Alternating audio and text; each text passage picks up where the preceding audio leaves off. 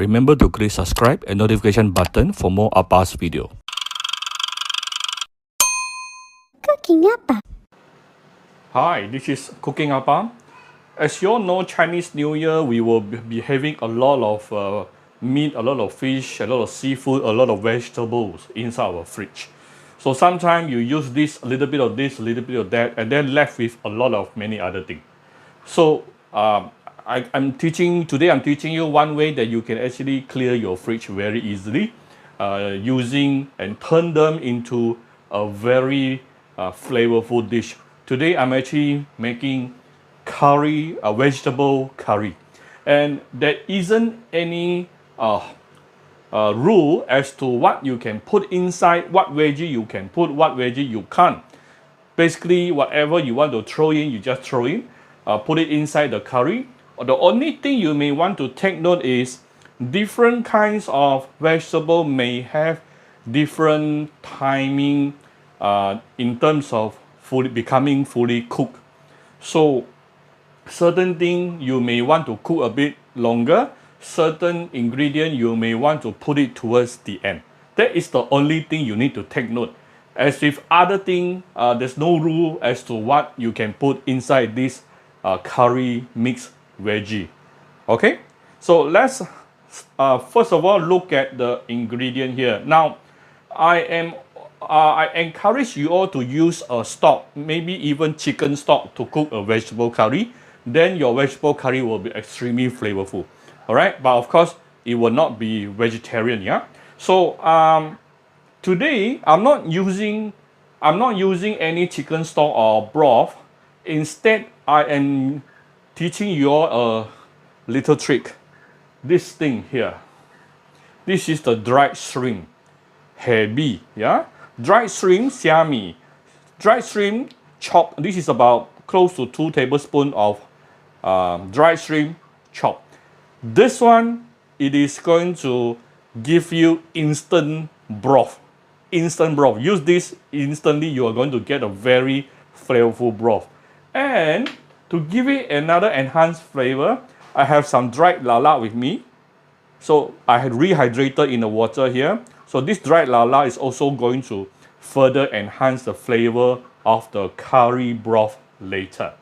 This is totally optional, but I really encourage you all to use the dried shrimp. Then let's take a look at how to make the curry. Give me just a little bit. So these are the ingredients for you to make the curry. First of all, this is about 1/4 of chopped tomato. Then you will have these 3 powders will form what we normally call curry. This is the basic. 1 tablespoon of coriander powder, 1 tablespoon of turmeric powder, 2 tablespoons of red chili powder. So the ratio is always 1:1:2. This is the basic ratio. Put these 3 things together, you are going to get this thing called curry in Malaysia. Okay, it's that simple. Then these are the fresh herbs that's going to enhance the flavor. 1 stalk of bruised lemongrass, some curry leaves, about 2 cloves of chopped garlic, 2 pieces of chopped shallots, 1 small piece of chopped ginger, and 1 small piece of chopped galangao. If you don't have galangao, you can skip it, just use ginger enough. And this is also very important. This is 2 stalks of fresh coriander, including the coriander roots. Don't throw away the coriander roots, and chop it up nicely. So this thing will give you the curry. And then we will look at the ingredient, the kind of veggie that you want to put in. I have some cabbage. I have some tomato cut into big chunks. I have some glass noodle, soak until softened. I have an eggplant, yeah. Eggplant can oxidize very easy, so after you cut eggplant, always put it inside the water. I have some, this is Is it broccoli? Yeah, this is broccoli, and broccoli will cook very fast. This is bean curd sheet or strips, bean fu zhu, dried fu zhu already rehydrated. Yeah, so this thing will take much longer time to cook. Very simple. Now, in order to cook curry, you need to give it a very generous amount of oil to start with. Easily 5 tablespoons to start with. If later not enough, we will add more. Especially the curry powder is going to soak up all your oil.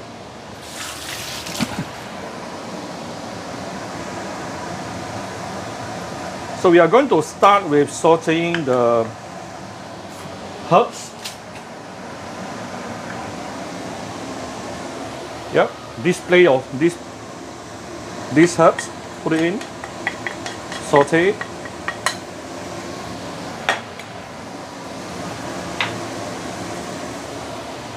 Dried shrimp. Dried shrimp will need some hot oil to really enhance the flavor. So you want to saute this for a minute or two before we really continue. We will come back shortly. Right, now we are going to put in the curry powder. Tune in to medium, turn the fire down to medium low. If not, the curry powder can get burnt very easily. Before that, I'm going to put in the tomato, chopped tomato. This is the lemongrass, bruised, and also the curry powder.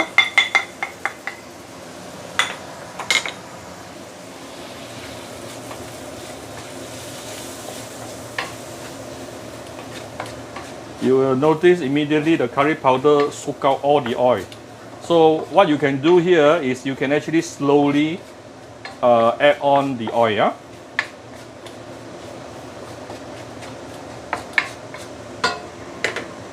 Like this.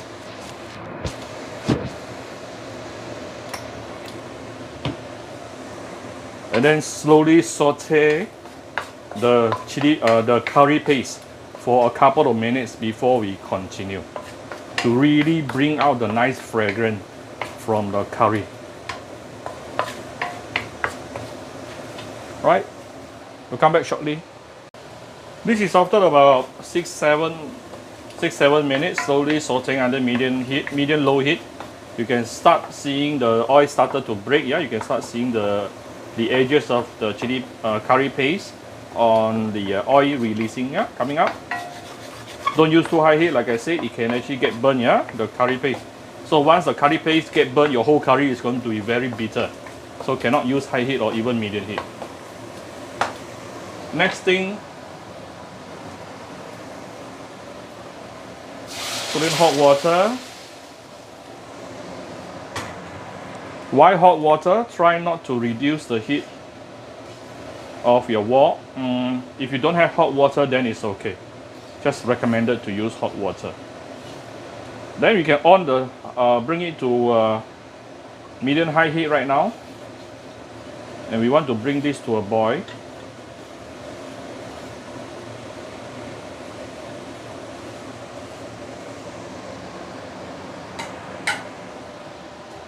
We'll come back shortly. It is now boiling.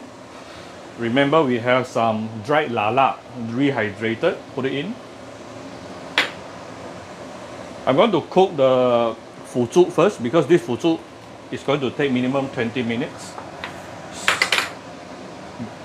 The rest of the ingredient, I will put it towards the final 5 minutes. So probably later, about 15 minutes later, we will continue from there. So this is after approximately 15 minutes, simmering under medium low heat. So I'm going to continue to put in the rest of the veggie. Let's start with the eggplant. I can raise the heat again. And the cabbage.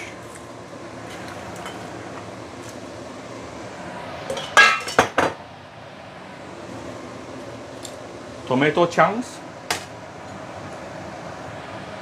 I will only add in the broccoli towards the end because broccoli can get cooked about 1 minute very fast. And I have my the glass noodle. Glass noodle is totally optional. If you don't want to put, it's okay, don't worry.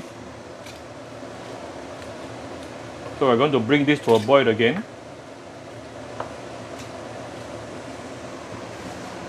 And I'm going to put in some, this is cooking cream. You can put in coconut milk, no problem. This cooking cream from Anchor recently, I did a sponsored video for them.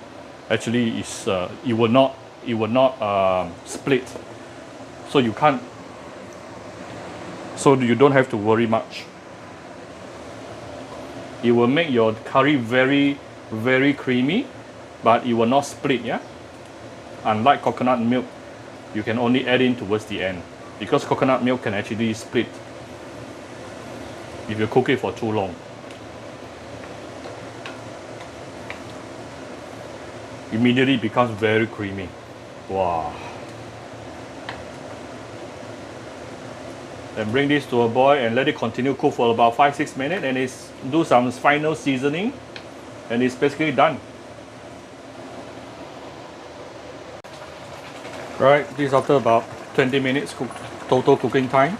I'm going to put in the broccoli.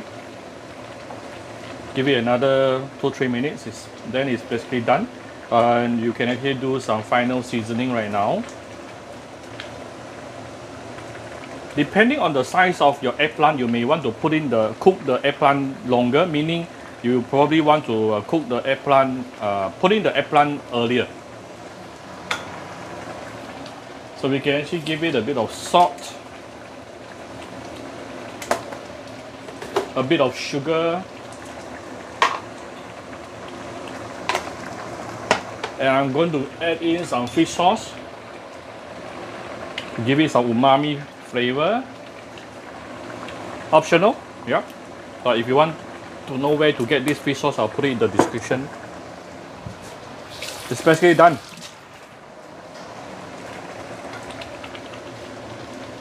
Very creamy curry veggie.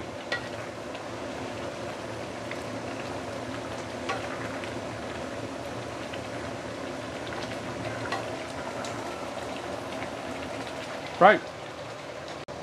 So here's my vegetable curry. Use your creativity on this particular dish, yeah? So if you like my video, do share my video on your Facebook to your friends. Come to Cooking Appa Facebook fan page to click like and follow button. Follow Appa on Instagram and subscribe to Cooking Appa YouTube channel. Thank you very much. Bye bye.